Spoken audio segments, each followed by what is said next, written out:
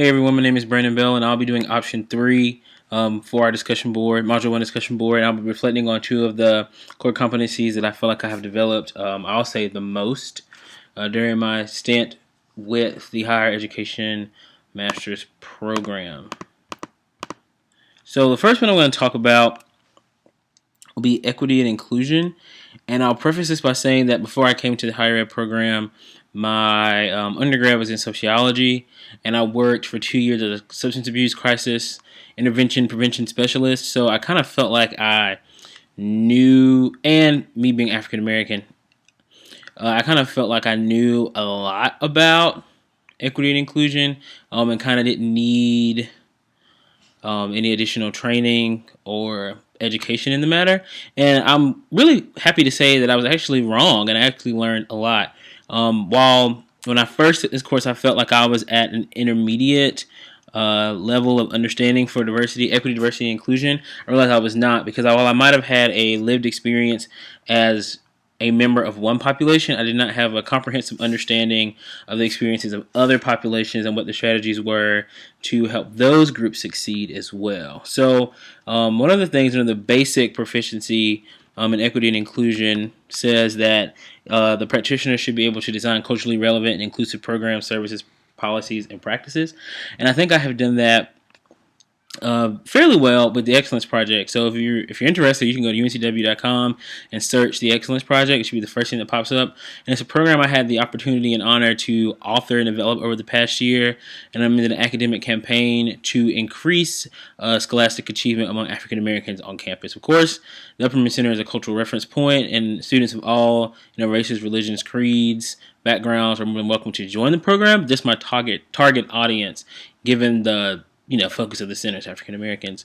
That's something I got a chance to do, but moving on into the intermediate realm, most recently is that I've had a chance to integrate cultural knowledge with specific and relevant critical issues on campus, and that would be things like recruitment and retention for African Americans. I've had the chance to sit down and work with some people in admissions to roll out some initiatives for the upcoming year to recruit and retain students, and I've had the chance to also act as an advocate for students, African American students on campus. Now, recently, I've been elected as the member at large for equity and inclusion for the North Carolina College Personnel Association, and I'll be doing the same thing for more populations, namely Latino, Hispanic students, LGBTQI students, Asian American students, etc. And I'll be doing not only implementing programs to help practitioners better understand and respect students who come from these backgrounds, but also providing training and resources for how to make your campus more inclusive, how to make your campus more welcoming for these populations. So I'm hoping that through this role, and it's a 2-year term, that I will progress from an intermediate level to the beginning stages of advanced, which would be assessing the effectiveness of the institution in addressing issues associated with equity, diversity, and inclusion.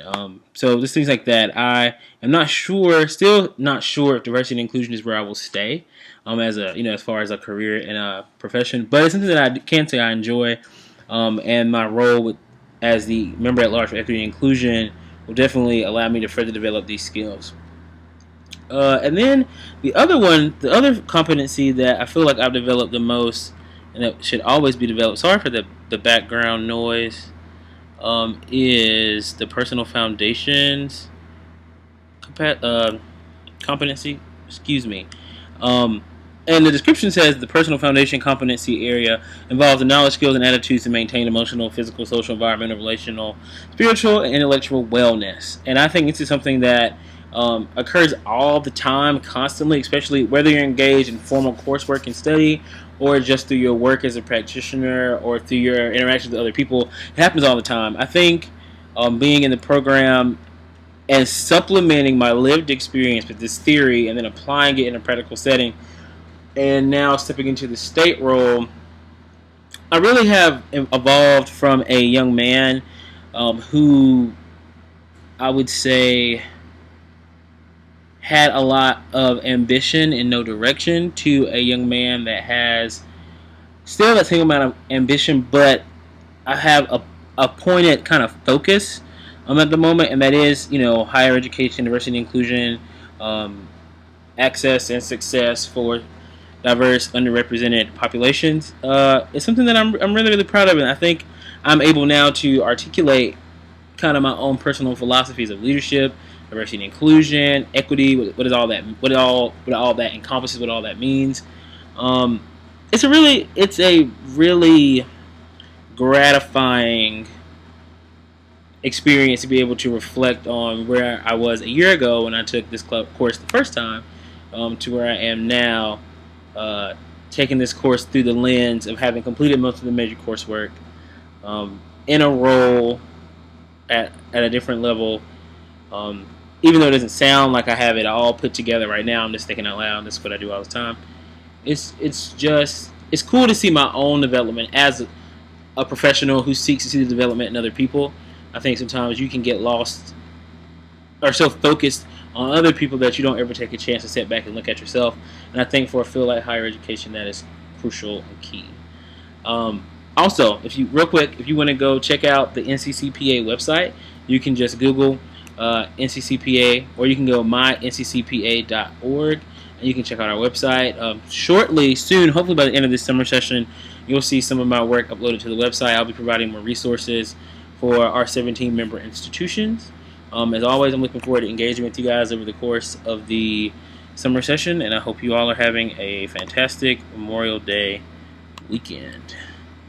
Thanks.